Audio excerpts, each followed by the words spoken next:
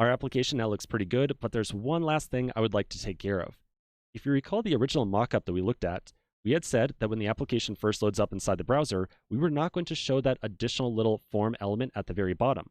It was only after a user generated a password that we were going to show some additional content down there. So right now inside of our application, that element is visible at all times. Let's figure out some way to kind of conditionally either show or hide this little label and the input inside of it, based upon whether or not a user has generated a password. To do so, we're going to use a feature of Angular that we use inside of our templates called a structural directive. Let's first write out the structural directive inside of our template and get our application working, and then we'll discuss exactly what a structural directive is. All right, so I'm going to get started by going back over to my editor and once again finding my app component HTML file. Then inside there, I'll go down to the very bottom and find the div with class box.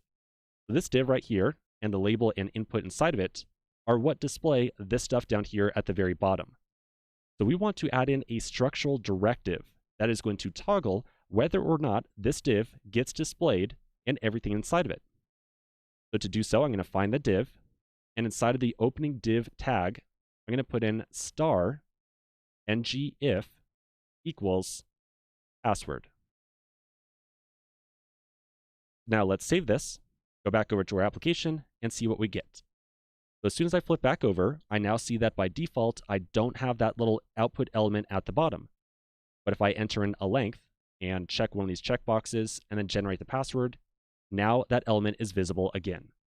The purpose of the ngIf structural directive is to conditionally show or hide some element inside of our template.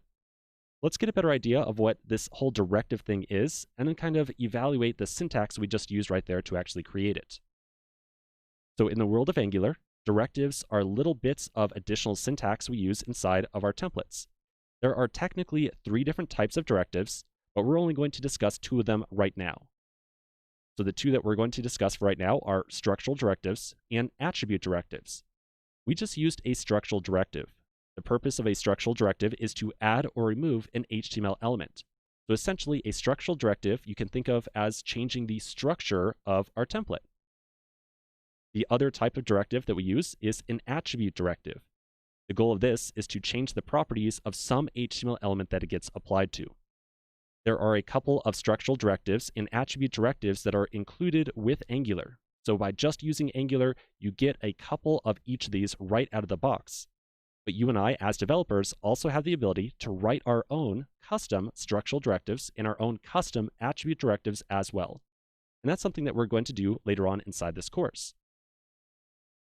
So we're not going to cover attribute directives too much just yet. All you really need to know is that we can use them to change the properties of an HTML element.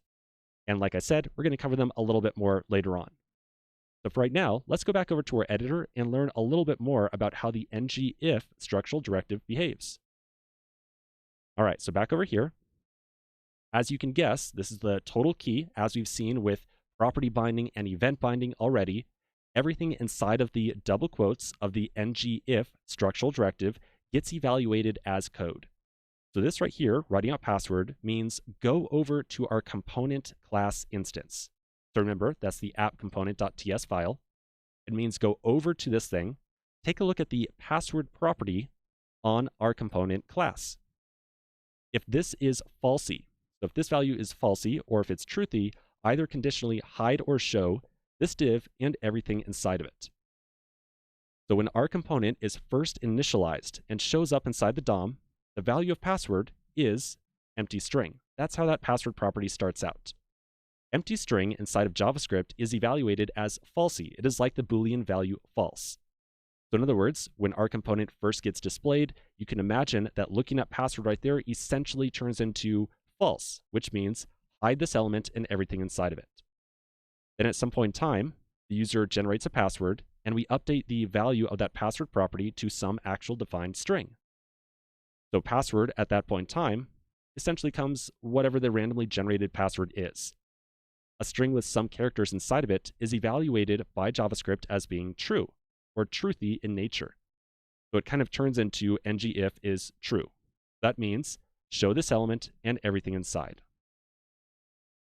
Okay, So again, we've now seen these couple of different pieces of syntax, like the event binding, the property binding, all that stuff.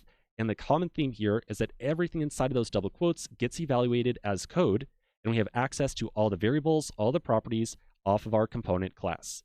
So this is yet another example of that.